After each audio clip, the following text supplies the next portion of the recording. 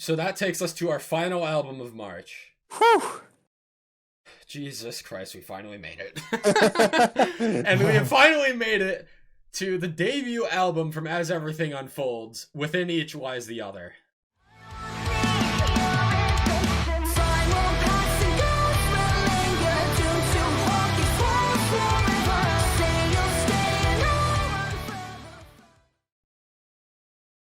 And this, alongside Rivals in Normandy, were three of my most anticipated albums of the early months of this year.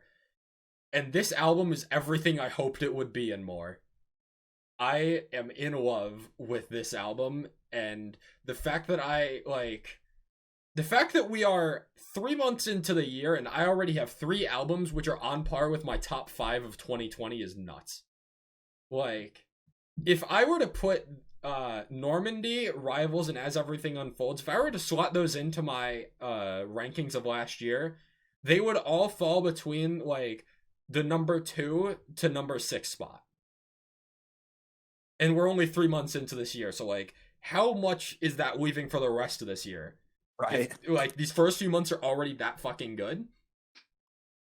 But this album, you mentioned it with Era, I think, where like it was like fan service. Like, you listen to a song and it's like, I want a breakdown now, you get a breakdown now. When I'm listening to this album, they know exactly what I want at every fucking moment. And it just works so well. Like, On the Inside is a fantastic opener. Take Me There, Wallow, also both fantastic. But I think, like, you get a smooth transition from Stranger in the Mirror into I'm Not the Only One if you play it, the full album through. You don't notice it, like, just listening to them, like, separately. But together, they, like, smoothly transition into one another, which is fantastic. Mm-hmm. And then you go from Stay into Let Me Go, which is near the end of the album, and Let Me Go has this like 45-second build-up, which is that perfect kind of timing in the album to let you just kind of process everything that you have just heard in anticipation for what's coming next. And it's like, that's the type of shit that, like, alright, I just finished an awesome song, now I need like a bit of a build-up to like create that atmosphere. And guess what? I get that fucking build-up that I wanted. And like, outside of those aspects of it, instrumentally and vocally, there is so much goddamn talent in this band.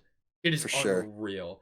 Charlie's vocals, like, both her unqueens and her queens have their moments to shine in almost every song on this album. Her unqueens particularly on Wallow, and her queens in particular in the chorus of Stay, which quickly became my favorite of the non-singles, and is closely contesting Wallow for my favorite song on this album.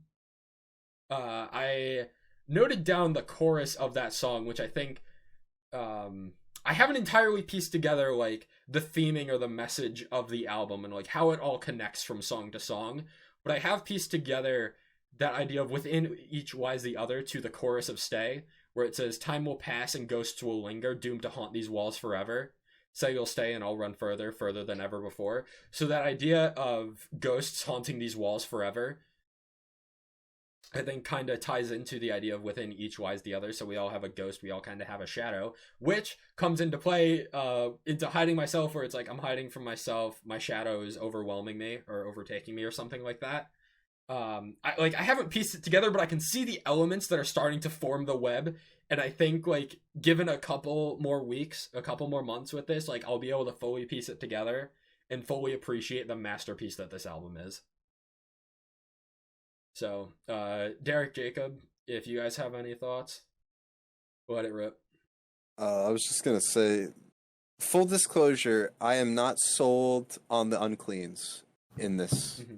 Yeah, I don't think I entirely am either. I definitely prefer her queen vocals to the unqueen vocals, but I still think there are a lot of moments where they work. Yeah, the uncleans are kind of what's holding me back from liking this album more than I do. With that said, I think that the last 6 tracks on this album, Grayscale through Wither, are like a near perfect 6-song run. Yeah. I agree with you for the most part on it being like the same sort of fan service thing. because I noticed that as well listening to it. I wanted the breakdown there. God bless. But yeah, especially at the end of Let Me Go, where you have this build up into the final. That breakdown gave me chills the first time I heard it. The one place I feel like it doesn't work is the breakdown at the end of Grayscale. Mm-hmm. I felt like the tone of that song, like it worked well enough, I guess, but it almost felt like it didn't fit. And I was a little off put by it, I guess. Mm-hmm. Like there wasn't anything in the rest of the song that had like indicated to me that I was gonna get a breakdown there. Yeah. So like it was a good breakdown. And then it starts to build up and it's a sick right, yeah. right. I don't know how well it fit. And when I get something like the transition from, I believe it's like you mentioned, Stranger in the Mirror into I'm Not the Only One, right? Yep. Where it transitions like flawlessly. Yep. There is I don't know what part of the drum it is, but there is a strong drum beat at the end of On the Inside that does not lead seamlessly at all into Take Me There, which bothered me to no end. Like more so than it had any right doing. Like I played it afterwards and it worked pretty well with Black Lungs by Architects. It's the transition I ended up doing there. Which again, like it's very, my issues with this album are either like personal preference or very small nitpicky things. Yeah.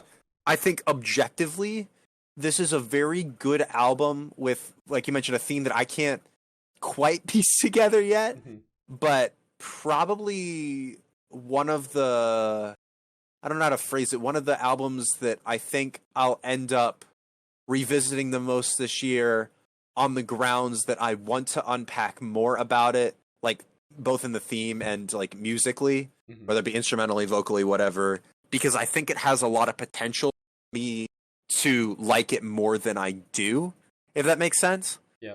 You know, I need to give it time is basically what I need. But with the one listen I've given it, overall, I'm pretty happy with what I heard, especially considering I have like no previous experience with this band besides the singles. Yeah, I think that's all fair for sure. I think there are definitely a couple little nitpicky things that I have with this album as well, where Wither being the closing track ending on such a harsh cut kind of bothered me, where I think usually like it's a bit of a slower closing track, and just to end on like a fast line and it just like fades out in 2 seconds and then the album's done. That, like, given like the amount of how well the pacing for the rest of the album was, that was a little bit off-putting to me. But I still think it works enough to not bother me enough either. But like other than that, like I really did not have many nitpicky issues with this album. Like as it was with you and Era, like this album, whenever I wanted something, this band gave it to me. And it was just an awesome first listening experience. Like when I heard this album for the first time, I was confident that I liked this more than Rivals already. And now like the scales have definitely tipped closer to one another for sure. But that first listen of this album was something else. It was not all first listens. I am not so confident in an album on first listen like I was with this album here. And I don't think I have too much more to add. I don't know, Jacob, if you got a chance to listen to any of it. But so I listened to like half of it because I was listening to it while driving. So, and I think I agree with Derek where sometimes the uncleans don't sit that well with me.